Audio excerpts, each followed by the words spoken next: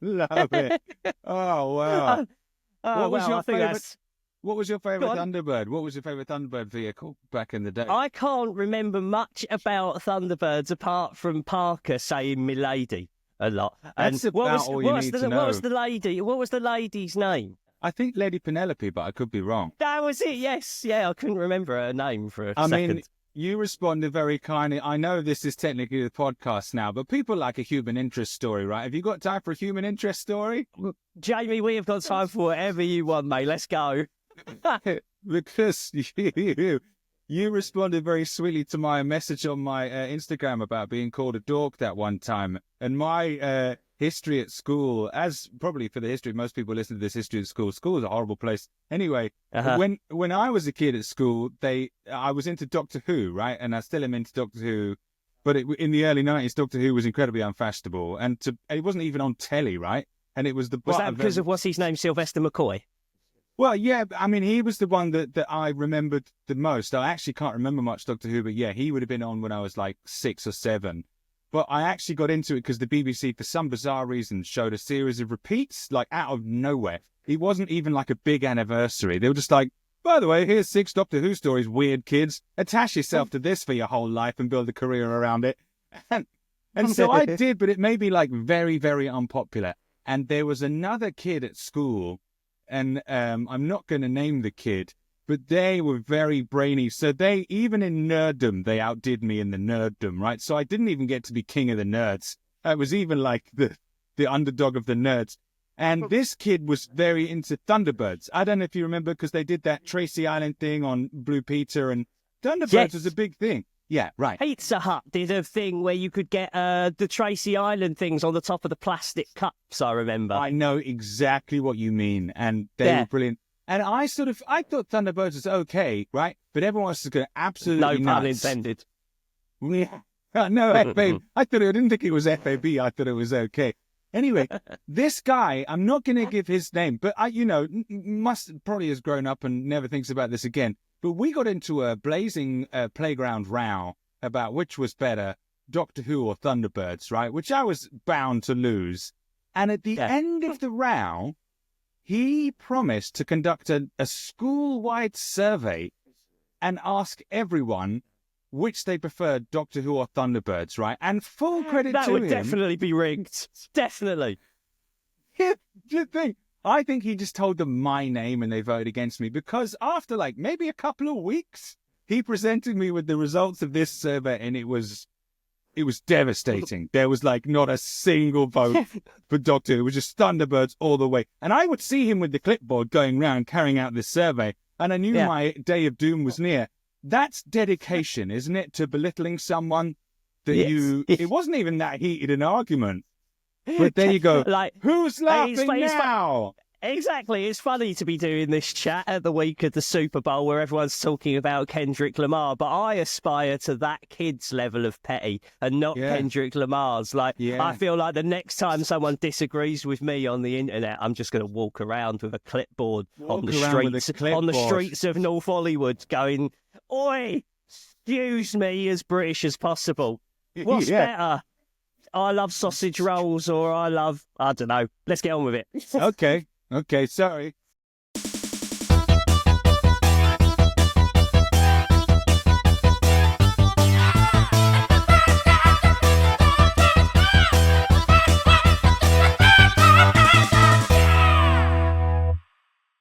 Hello, everyone. Welcome to the 100 Greatest Rock Songs Ever, taking you to Planet Rock every Wednesday or whatever day you're listening to us. I am your host, Terry Beezer. Jamie, have you got a middle name? I've got 2 middle names, but again, it's a long story. I want to hear it. Let's go.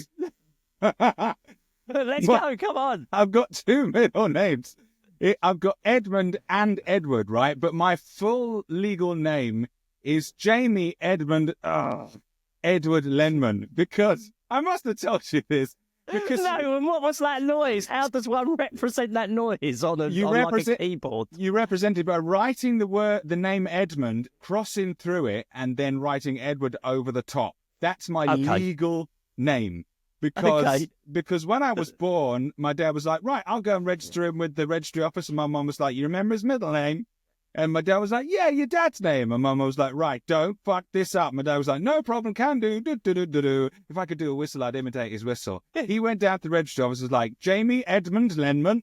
And they were like, great. And they wrote, and they're like, here's your birth certificate. And he came back. He's like, I got the birth certificate. My mum was like, what is this bullshit? My dad's name is Edward. My dad was like, I knew that. And so he went back. And the guys were like, well, that's his birth certificate. You only get one birth certificate. What? That's his name. And my dad was like, she's going to kill me. You got to help me out. So they're like, fuck it. And they just crossed through Edmund and put Edward over the top of it, like wrote it over the top. So that's my legal name. And this was always a legend in my family that, oh, lol, dad got it wrong and your birth certificate got two names. And I was like, whatever. And then I found my birth certificate and it's true. It's Jamie Edmund, Edward Lenman. And the weirdest thing is that on the 1983 census that came out after, like 2 months after I was born, there's two Jamie Lenmans that were born on the 9th of November. There's Jamie Edmund Lenman and Jamie Edward Lenman. So somewhere out there is my evil twin, right? Legally, there's two of us. I like the idea of there being an evil Jamie Lenman doppelganger out there. Yeah. I also like Edward Edmund sounds a bit like, you know, in Bottom, that Rick Mayall's character's name is Richard. I like the fact that Edmund Edward has got a little bit of that. Anyway, he is the wizard, Jamie Lenman, and here is kind of the premise of what we're going to be doing on this show. So we're going to be covering a different song every single week, and we're covering songs that are like, imagine your parents' driving album if they grew up reading Kerrang. So, Jamie, I'm thinking, when I hear that, I'm thinking like Even Flow, Blind by Korn, and maybe something like Gojira from the modern era, alongside like Go Your Own Way, Sharp Dressed Man, Crazy Train, and all of those kind of songs. When I say your parents' Kerrang driving album, what songs straight away pop out in your mind? Oh my goodness. Well, I would probably go with something like, you know, A Crazy Little Thing Called Love by Queen. Great shout. Even though it's far from the best Queen song. Do you know what I mean? Because to me... Yes, exactly that. When we do Metallica, we're doing Enter Sandman, and that is the vibe. Yeah, it's the thing. It doesn't... And I like that about it. We're not talking about the best song by any band. Far from it. We're talking about maybe the most emblematic or the one with the biggest reach. Just the one that you would want on that playlist, you know? No one wants Bohemian Rhapsody on that playlist. It's going to bog it down, isn't it? You're like, come on. Give it to me in simple nuggets. I don't want a banquet with 7 different forks. I just want something I could shove into my face. At the best of times. That's what she said, etc. Oh, blimey. Yeah, exactly. I'm looking forward to loads of British Double Entendre. I've missed this. Oh, good. So the last bit about this concept before we get on to the song itself, right, and the song that we're covering, is that this is the 100 greatest rock songs ever. And at the end of each show, we're going to vote on if the song goes into the 100 greatest rock songs ever playlist or not. And once that playlist reaches 100 songs, that is unquestionably the greatest 100 rock songs ever, and the podcast is over forever and ever because we have found the greatest 100 rock songs ever. That's it. What more do you need? Absolutely nothing. So without more further ado, let's talk I Love Rock and Roll by Joan Jett and the Black Arts. First things first, Jay, do you like this song? Yes, this is a good point because there may be some of these that I don't particularly like. But because I'm medically alive, yes, I do like this song. It does feel a little like that, even though this song shows you its whole arsehole in the first 40 seconds. like it is, like even by 3 minutes in, it somehow feels better, despite just repeating itself again and again and again and again. Yeah, you just want more of that, please. More of that, as much of that as you can have, please. Thank you very much. Great. Yeah, there's nothing... Well, I was going to say, there's nothing you can really say about it, but we've got to fill it out, so we're going to find some stuff. But don't tell them that. No, don't tell them that. I don't give that away. But this is, I think, if you had to like play someone, explain to an alien the concept of rock and roll, you might play them this. Maybe. Oh, that's a great shout because it is like enormous from its first second to its last. Like, I Love Rock and Roll was not meant to be played. Well, it can be played in front of 300 people in a working man's club, but that is 100% not where it was destined to end. Like, this is stadium-sized from its first snare hit to the last strain of it kind of fading away, isn't it? Absolutely. I mean, I'm just trying to work it out because it came out like 1982 or something. So it's not like the start of stadium rock. And I think if we start thinking about, I think, again, it's a little bit after Should I Stay or Should I Go, which I sort of associate with that sort of thing as well. Really? I had it in my mind that, again, Queen were the people to invent kind of stadium rock, because they were doing, they would go to Europe, and the only venues that were big enough were these sporting arenas. But I maybe have that wrong. Is that because I know through years of interviewing bands, when they walk into bigger spaces, it changes the way they write their songs for some of them. Of course. Like, so is that the case with Queen? Is it just a case of we were put in these enormo domes, so we had to fill it? That's definitely the case with Another One Bites the Dust. No, with We Will Rock You. Yeah, absolutely. And as documented in that slightly fictional film, you know, they wanted some way to involve this giant audience and make them part of the show, which is great.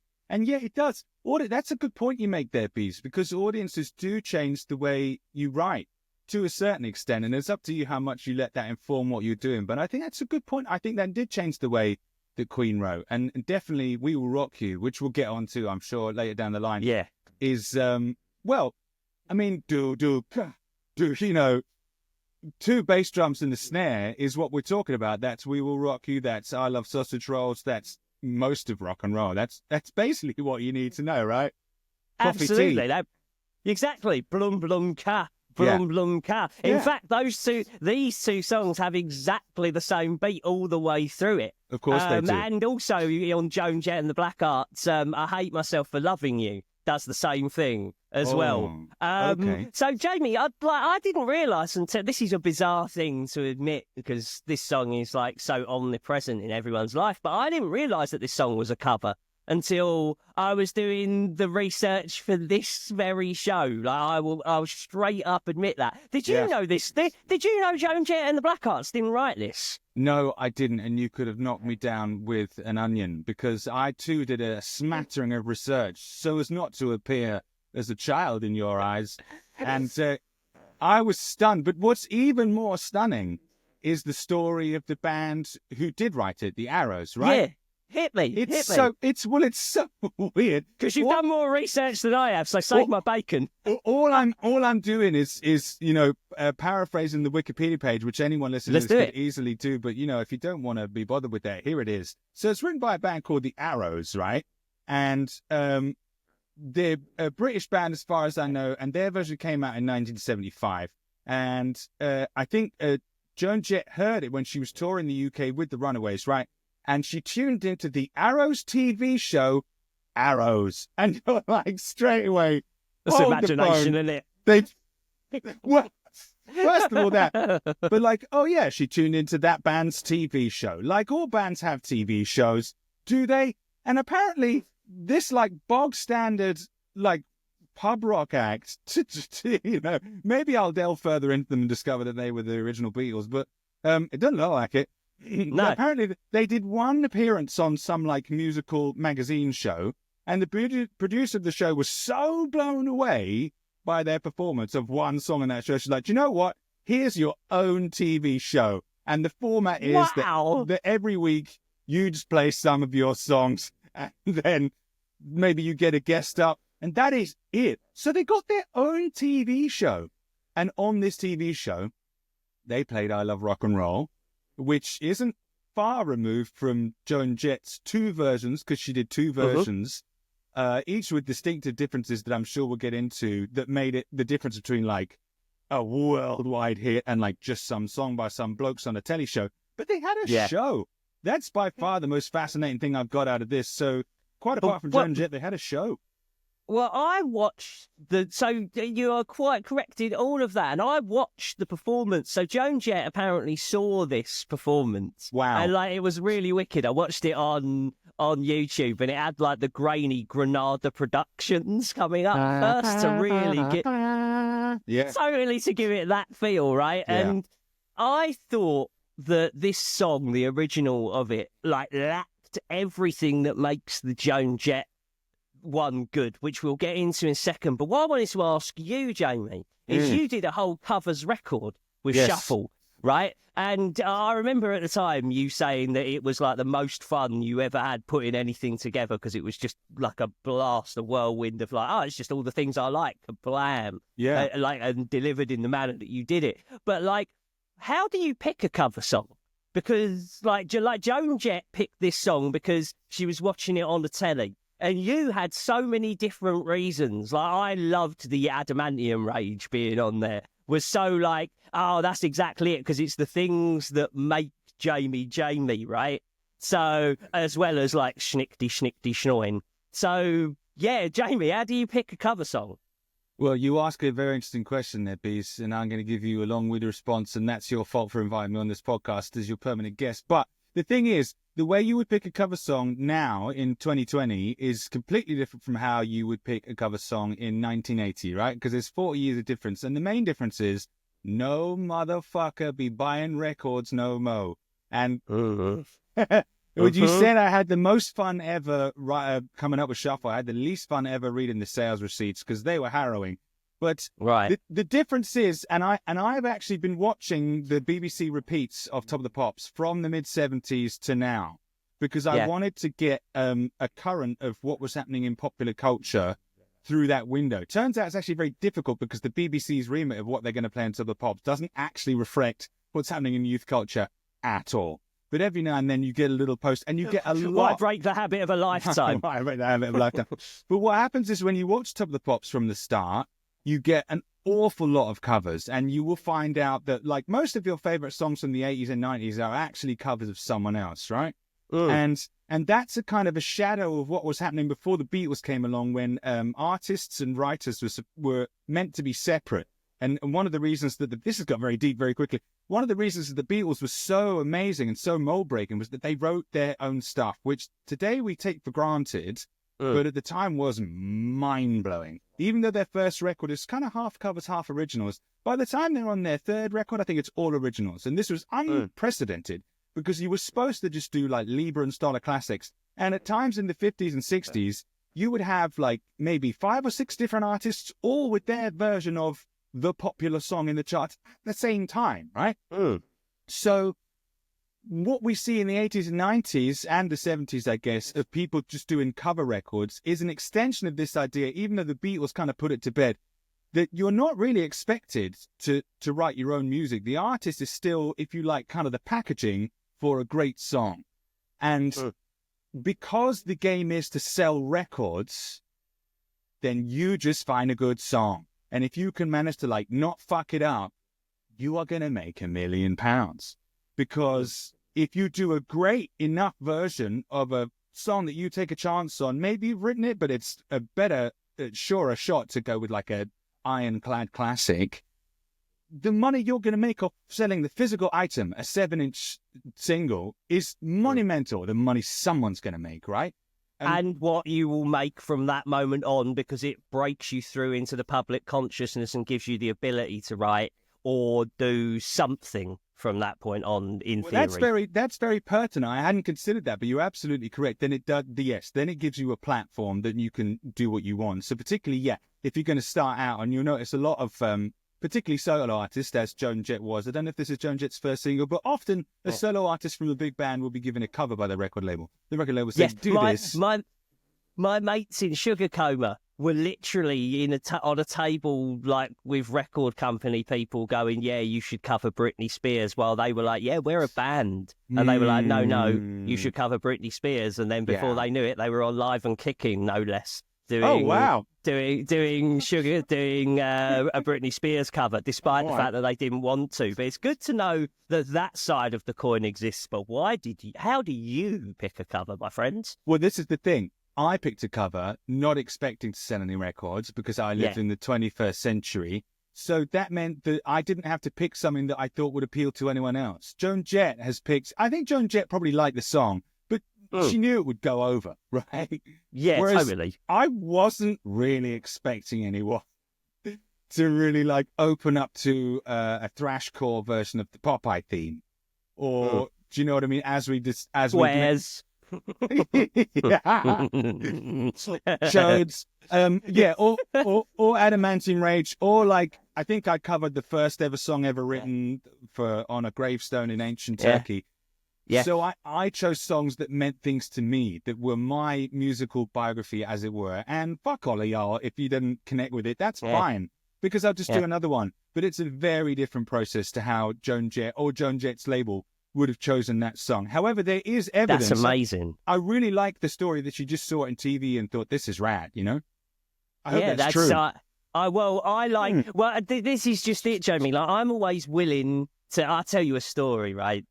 So we're both going to just go off on tangents. I love it, right? Katy Perry, right? I was on a flight and I watched the Katy Perry movie and I found it very moving, because when you know the pressure under which someone who is seen as a commodity on that level is, the pressure that they're put under as a human being who pisses and shits like me and you, like, is quite immense. And watching someone's life unravel on film in that manner, it was like Pop's some kind of monster in places, right? Like something that you felt like you shouldn't be looking at, right? And I saw my friend who was her product manager afterwards, and I was like, we saw the Katy Perry movie on the flight. It was amazing. Like, I was so moved by it. And he went, oh, Terry.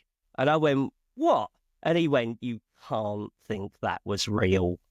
And I was like, oh, you're kidding me, right? And then I felt like a fool, but at the time, but I take things at face value. But you're quite right, exactly that. See, I am always willing to believe that bloke in Sleep Token is actually Vessel and not, like, I don't know, fucking Chris from Aldershot, right? Yeah. Like, because I want to, right? I don't want to see Lady Gaga in TMZ taking the bins out, because I quite like how she presents her art. So that's it. Yeah, it's fascinating to see. Like, the reason is definitely the reason that you told, but it's interesting to see how the myths and the reality interact, and how, as someone that likes to see the romance in art, I'm always willing to connect with that side of things. So can I ask about the song itself then?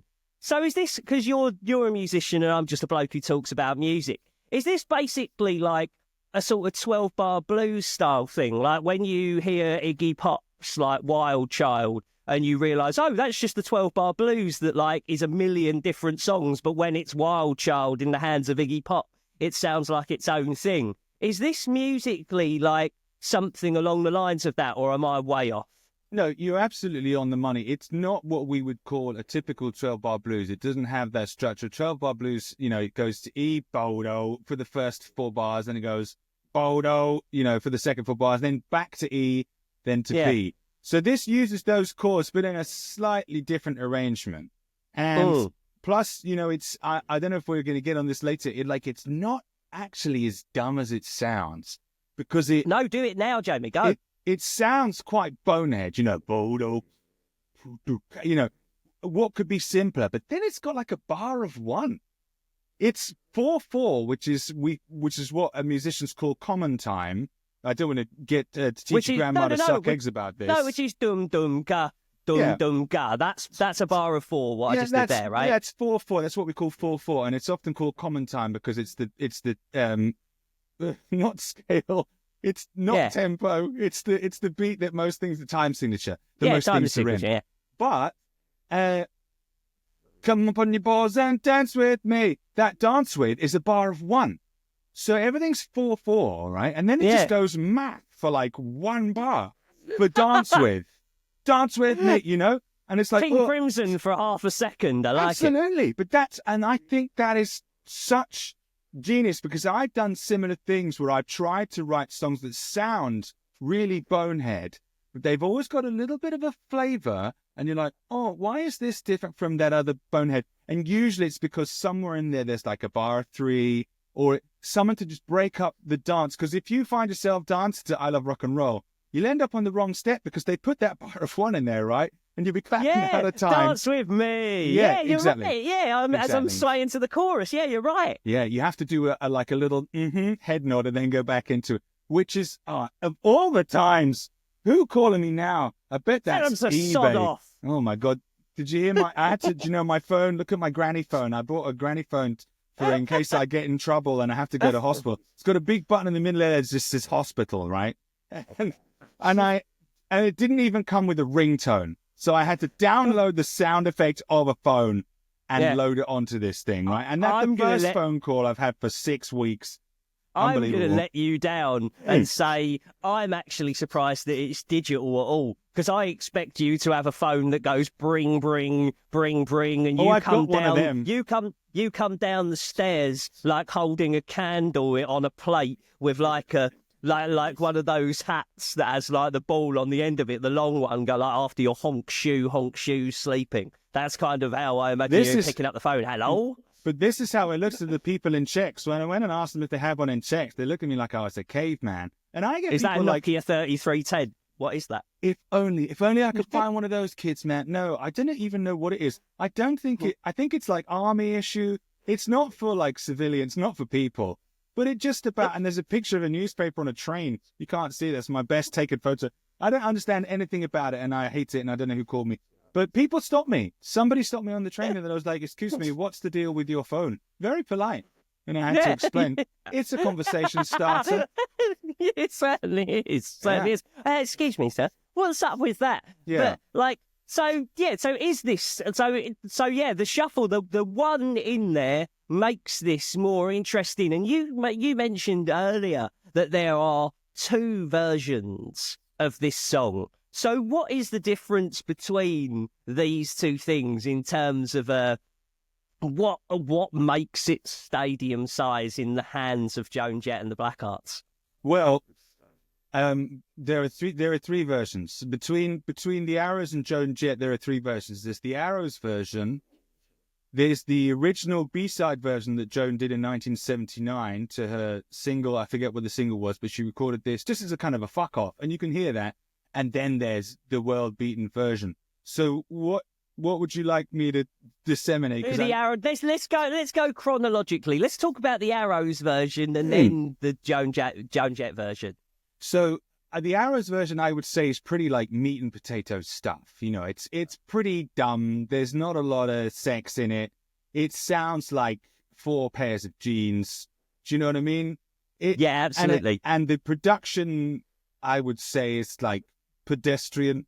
It has no bollocks on it. It's got no nuts at all, which I think is kind of ironic that it feels like a more feeble song in the hands of a man than it does the kind of chin jutting attitude that it does in the hands of Miss Joan Jett. Yes, but then that's interesting there because, I mean, obviously I find Joan Jett more attractive as a personality and as a rock star than the Arrows, because I've only just found out about the Arrows. But the Arrows are kind of cookie cutter. There were lots of those guys in like black T-shirts and, shaggy haircuts in the 70s, and they're boring. And one of the things that Joan Jett said about the formation of the Runaways was that there was, she's quoted as saying there was no girls in guitar music. That's why we did it, So great. So straight away you've got something that is new and interesting. But they're also on different sides of a decade divide. The Arrows version and even Joan's original version is mid to late 70s, whereas her global smash version is 82. And already, this is one of the things that Top of the Pops taught me is that the 80s came along really quickly. You know what I mean? It takes the 90s, by way of comparison, quite a long time to get started. A lot of the early 90s looks like the late 80s. The 80s got started from a fight like a pistol shooting, go. It's the 80s, go. And it's the 80s straight away. Do you think that's because people at the end of the 80s were already trying to shape the sound of the 90s, as opposed to the 70s just organically turning into the 80s? It feels like the world was a bit more cynical, having said the sort of thing that we're just saying there. It feels like that. But that's I wanted to just touch on the point that I was just saying, that I agree when it comes to the production and that difference. But I think that there is something also to be said for the fact that a guy saying, I saw her standing there by the record machine, etc., etc., is just doesn't feel as dangerous, taboo smashing or alluring as Joan Jett saying, I saw him standing there by the record machine. Like so social taboo was always like, the guy goes after the girl, but like the girl taking that role, I just think makes the song way more attitude. And I think that what stops this song just being like a basic shuffle that, as I said earlier, shows you its old bum early on and doesn't do much else, like, and turns it into this kind of attitude saturated anthem, to me, is that it's Joan Jett. It's like a woman who's got bollocks twice the size of anyone in the Arrows, as well as. And we'll get to the production, but that was like my take on it was more like the personality delivering it and the manner of it, as opposed to the Arrows kind of being just another song about guys chasing girls. Yes, you're exactly right. That's so smart of you. And you're a smart guy. I mean, I sound like I'm patronizing you, but I genuinely mean it. Because that was something I had missed, if I'm completely honest. You are exactly right about that side of its appeal. But I think the reason that I'd missed that's why I'm the emotions guy and you're the music guy. Well, there you go. Robo Jim. I think one of the reasons that I might have missed that aspect of it is because these days we kind of take for granted that, women have that kind of volition and that kind of sexual confidence, and they can just go after a dude, or anyone. But yes, you're right. In '82, that would have been like, she what? Totally that, yeah. And that attitude is still there. Kicking in the door, with a massive dick. I love it, yeah. Yeah, so I missed that, but you're completely right. And also, it sort of runs afoul of one of the things that gets on my nerves is when people, ever since I was a kid, when someone of a different gender sings a song that was written for another gender, they swap the genders. That always used to really annoy me. I was like, come on, how precious are you? Sing I love this boy. And I always did that. And I did like a school recital once when I didn't swap the genders. So he was me, a mask singing about a boy. And it was, what was the song? It was He's So Shy. He's so shy. Doo-lang, doo-lang, doo-lang. Yeah. I did it for my sixth form music A-level performance, and I had a little group of backing singers. It was great. And everyone was awesome. Like absolutely shocked that here was this boy singing about a boy. And I was like, oh, get over yourselves. It's the song. But however, there is much more value in Joan Jett singing about grabbing hold of a dude. So on that occasion, I think it was absolutely right to swap the genders because, you're right. It means a completely different thing. If she'd been talking about grabbing a woman in the same way, that's fine, but it wouldn't have had the same effect. Yes. So well done, Joan Jett. Congratulations. And also, I think that America wouldn't have accepted it if it was a woman singing about a woman, right? This is a baseball-sized anthem, and in a world where America in the 80s wouldn't have Queen because of the I Want to Break Free video, I'm not sure America would be ready for that, especially not after living here for 8 years. You kind of get an idea of what it is like here, and because unfortunately, or fortunately, depending on your viewpoint, like America owns entertainment and then it drip feeds to the rest of the world. Wow. Like once America embraced, let me take something like K-pop, for example, right? K-pop, enormous, but it was when America embraced K-pop that then it got the kind of megaphone that it needed to talk to planet Earth. Like America is like the gatekeeper of all pop culture, it feels. So it feels like a song, even in a global landscape, it feels like that's changing, but and maybe that's because I'm here and I've kind of got wrapped up in that self-importance, but sorry, America, I love you. But yeah, you know what I'm saying. Anyway, we've gone way off track. But yeah, I'm not sure that this song could have done that. But you're also right to point at the production, because this is thin and feeble, and a song like this needs its jukes up, doesn't it? Yes, it does. It's very like compressed. They've just recorded like these guys in a room, and you're like, it's fine, but no one's done anything with it. No one's thought about adding any extra textures. No one's like doing any cool off mics. All the stuff that Joan's 1982 version has, this lacks. And like attitude, it's perfectly serviceable. On the page, it's not that different. It's the same tempo. It's the same key. Joan hasn't like for instance, done what I did with Shuffle, which is like take the molecules of the song apart and put it back in a different arrangement, you know, or Biffy, I would say, are better than that than me. She's just played the song, but she's played it as Joan, who was immediately more interesting than these guys. Well, I feel like we're really whacking it to the Arrows. No, you wrote a great song. Let me say something positive about the Arrows then, right? The thing that I will give it is that it does have enough attitude on the lick. The will still sounds every bit as like affecting in the Arrows version. But beyond that, I don't care that it's someone else's song. It feels like it's Joan Jett's song. It's Joan, but you can have that. That happens like Hurt is Johnny Cash's song. I'm sorry, Trent. It's Johnny's now. You're going to have to live with that. For another episode, Jamie. Okay, there we go. Right. That's it. Like and subscribe, everyone. See, completely organic. Yeah. So yeah, when Joan Jett took that song, then is that the difference between her 79 version and her early 80s version? Have we kind of touched upon it there, or what have you got for us, Jay? Well, if you listen to the 79 version, the 79, and this lends credence to the fact that she just really liked it, right? Because the best cover songs, the biggest successes, well, they're kind of both, aren't they? They're songs that you like and other people like, right? If you go at it completely cynically, yeah, you might have a hit, but it's kind of hollow, you know. And if you go at all heart, you might end up with someone like I did, you know, reading a chapter of Moby Dick into a microphone. So and to double up on your point using Shuffle, my favourite thing on Shuffle is your cover of Love Song for a Vampire, which is probably the biggest song on there. Oh, thank you for saying like that or She Bop is probably like the most high. Oh no, that's a lie. Hey Jude's on there. Anyway, it's probably the second. It's a great record. Yeah. Give it a listen. Anyway, yes.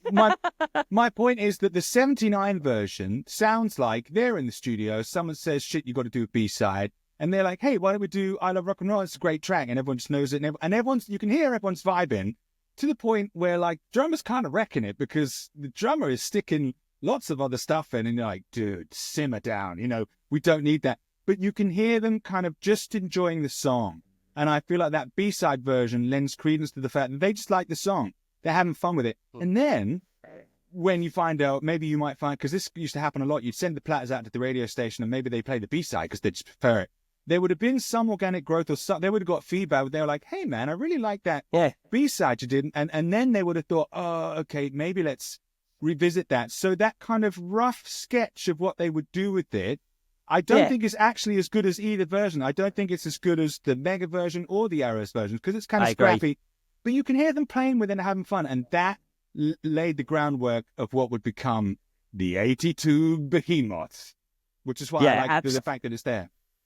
Yeah, I can see that. It's almost like the drawing on the back of a fag packet. Do you know what I mean? Yes. Like it's sketched out to become the Enormo Dome anthem that it is. Yeah. So before we start talking votes and all manner of things, how do you feel about Joan Jett and the Black Arts in general? Like, so I am a total like greatest hits person. Like the three songs that I feel like a lot of people know, I think are all absolute rages. And like I like the attitude from Joan Jett. Do you like the Runaways and Joan Jett? How do you feel about all of that sort of stuff? I'm going to put my hand up here and speak for all the people that get Joan Jett confused with Suzi Quatro, right? Because I know that's not cool and I'm supposed to be the rock and roll guy, but we're only human. And I'm willing to bet that a lot of people listening to this will be like, what the Suzi Quatro? So you're fine. If that's you, you're fine. I did actually know that I Love Rock and Roll. Metal Guru. Was Metal Guru. Which one was that? Who did Metal Guru? Carry on. That's T-Rex. Carry on. Okay. Yeah, he's T-Rex, yeah. All right. Don't try to gaslight me here. Listen, no, I knew just enough to know that Joan Jett did I Love Rock and Roll. But that is the limit of my knowledge. And I knew she was in the Runaways. I didn't know the band was called Joan Jett and the Black Hearts, but I knew Joan Jett guitar, Suzi Quatro bass, Devilgate Drive, I Love Rock and Roll. But that's all. Devilgate Drive. So that's the only one I know that Joan Jett has done. I'm sad to say. But there's gaps in knowledge. Devilgate Drive. I haven't thought about that song in forever. Absolute low end. I love it. Yeah, it's amazing. I guess I like I feel like we're in a really good, and we have been for the last sort of 7 or 8 years. I feel like we're in a really good place with like girls and people of non-male gender when it comes to being in bands. It feels like the level of creativity, the amplification for voices, and the quality of the music has been super duper high. Like I like this band. Do you know the band Scowl, Jamie? If you check them out. No, but I like it very much. The name of them. So I like that they've got that Nirvana gene in that they did Coachella, and the girl who fronts the band is an absolute superstar because she wants to burn everything. Like, and she dressed in a suit, and the guys all dressed in dresses.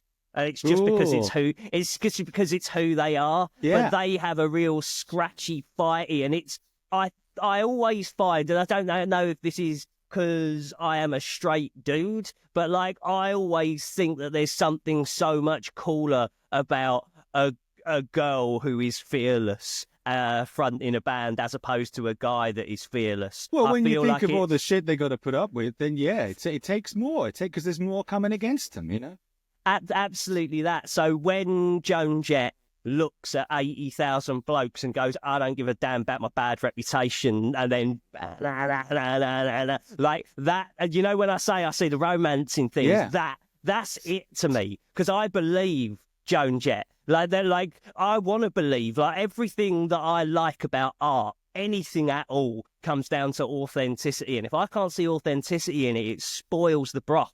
Just for me personally, right? It's why I've kind of given up on bands, is because I know they get to a certain stage and then they just decide to write bad music for idiots, and I can't be bothered. So yeah.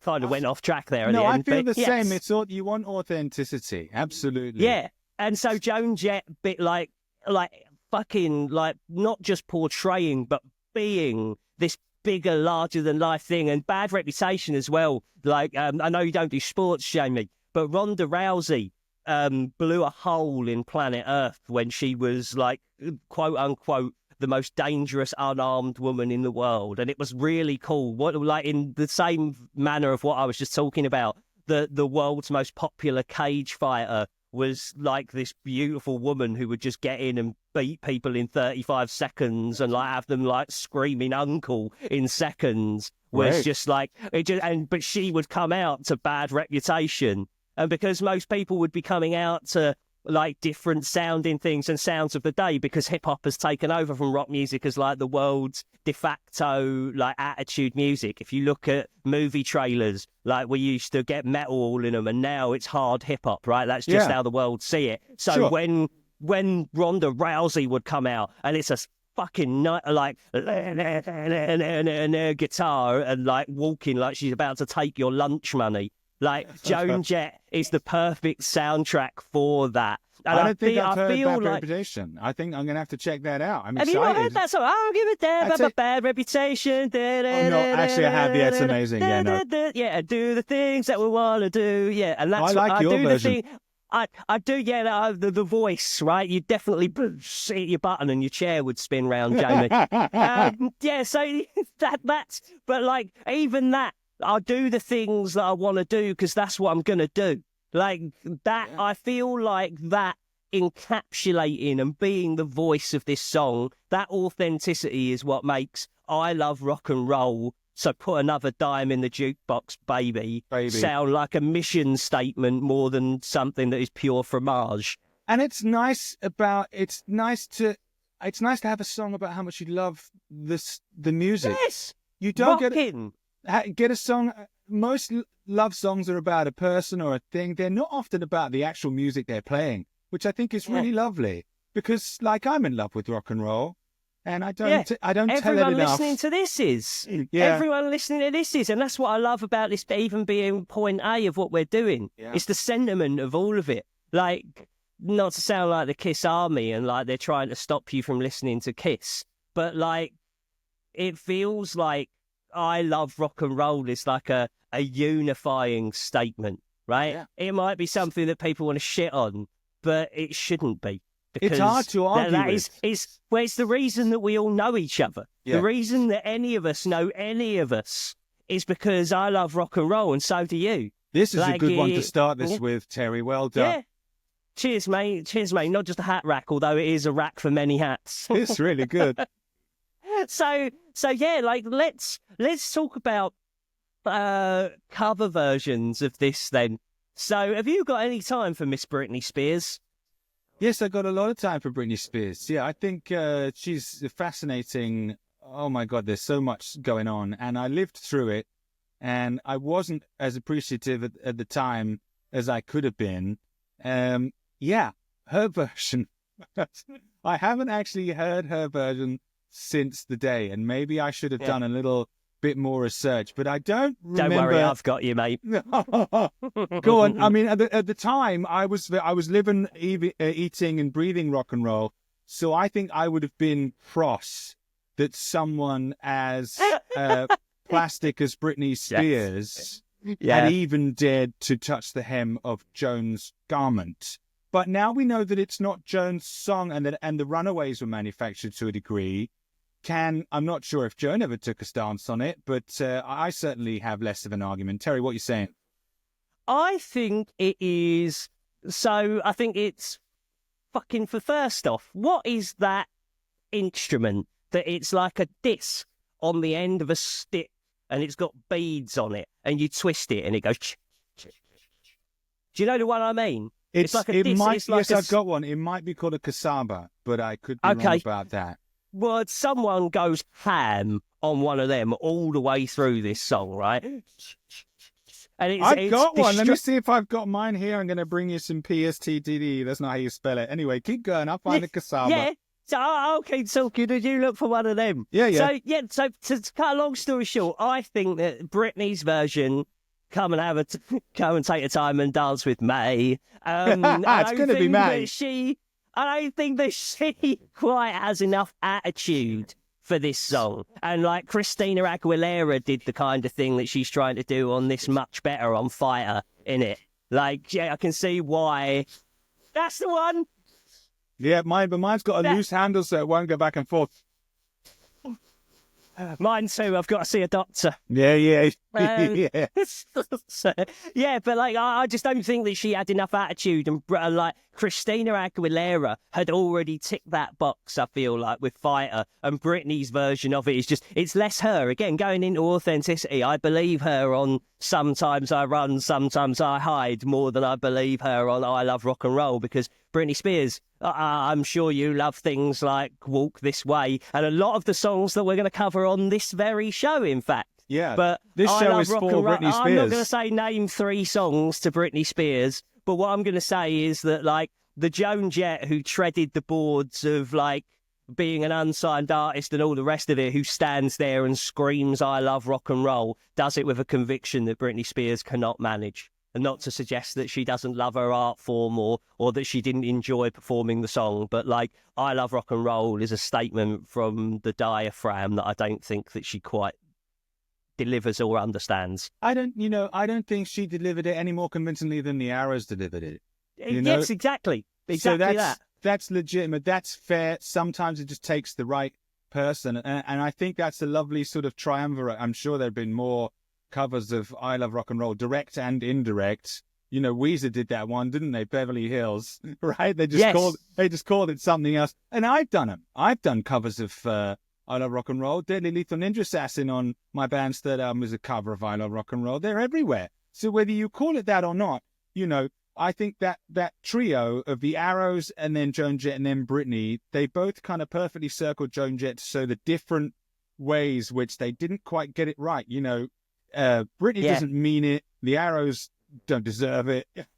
Yes. Yeah. No, yeah. I think that's a fair thing to say, right? Like, it is. It's like certain... I've said this before when reviewing records, right? Like, some songs that I hear, I'm like, in the hands of a lesser vocalist or in the hands of someone who doesn't mean it, right? Your cover of Love Song for a Vampire, right? The thing that I love about it is that you mean every syllable of it. Like, it permeates your being as you listen to it, right? Like it might not be your song, but when you're singing it, it's your song because you're conveying it and you're living it and you're putting that feeling and that message into the song.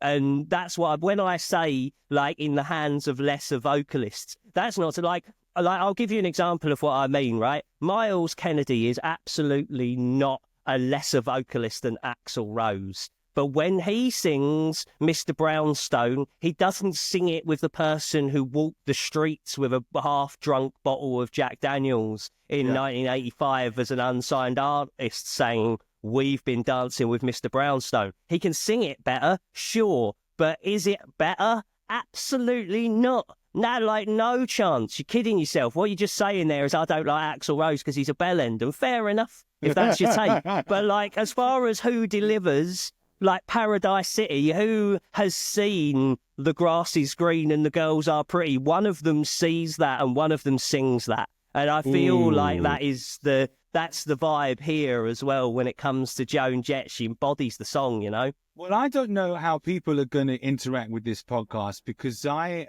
as you say, am an analog man who uses like tallow candles and semaphore.